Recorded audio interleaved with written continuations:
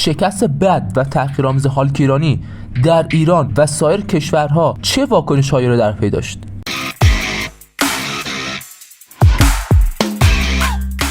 دوستان به هابیت خوش اومدین. سجاد غریبی شروع میکنیم. حمزه مرادیان ابتدا به شوخی گفت لطفاً سجاد رو آنفالو کنید و قهرمان ها رو فالو کنید. این آقا اصلا هیچ عنوان نداره. چرا میایین اونو فالو میکنید؟ چرا اینقدر پیگیری یک آدم فیک هستید؟ حالا که یه آدم فیک رو پیدا کردین و اونو واقعی کردین، دیگه چرا اینقدر اذیتش میکنین؟ بعد از این واکنش میپردازیم به واکنش شهربانو منصوریان که گفته بود بیا به باشگاه من. منصوریان با اشاره به اینکه متوجه نقطه ضعف هالک ایرانی شده بود گفت پاشو بیا به باشگاه من.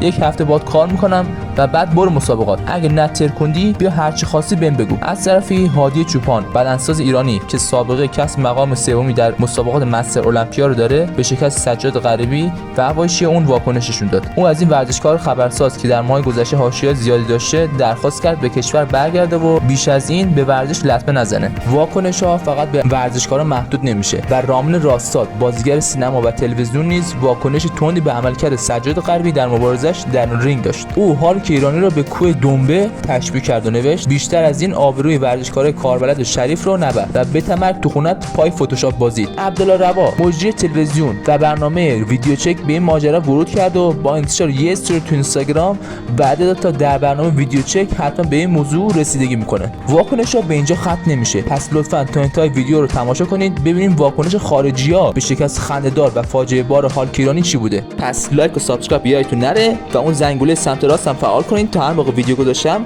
بهتون اطلاع رسانی بشه. افتضاح هالک ایرانی به انگلیس هم رسید. نشریه دیلی میرر در انگلیس به شکست مفتضحانه سجاد غریبی با نام مستعار هالک ایرانی مقابل غول قزاقی واکنش نشون داد. این نشریه انگلیسی نوشت هالک ایرانی در بازی اول خودش مقابل رقیب سنگین وزن خود از کشور قزاقستان کمتر از 2 دقیقه دم آورد و خیلی زود مقابل غول قزاق شکست خورد. از همون دور اول مشخص بود که تایتان همون غول قزاقی بسیار آماده‌تر از هالک بوده و به سادگی با زدن یک مشت حریف خودش رو شکست داد. در واقع هالک ایرانی به طور مداوم در مراحل ابتدایی پشت خود رو به سمت رقیب می‌کرده و در همون دقیقه اول تایم کنار رفت و شکست خورد. نشریه انگلیسی البته اشاره کرد که در خصوص تصاویر هالک شایبه‌های زیادی وجود داره و برخی معتقدند که او در عکس‌های خود دستکاری کرده و تصویر دیگری از عضلات خودش رو به نمایش درآورده. باید دید سجاد غریبی به این شکست تحقیرآمیز چه واکنشی نشون خواهد داد. برام کامنت کنید. آیا به نظر شما او باز هم لیاقت مبارزه کردن داره یا خیر؟ پس دوستان این ویدیو رو لایک، منو سابسکرایب، زنگوله رو فعال و جهت حمایت بیشتر 2 تا قلب زرد کامنت کن تا ویدیوهای بیشتر و پر انرژی تری رو براتون بسازم. الله حافظ و نگهدار شما دوستان. گودبای.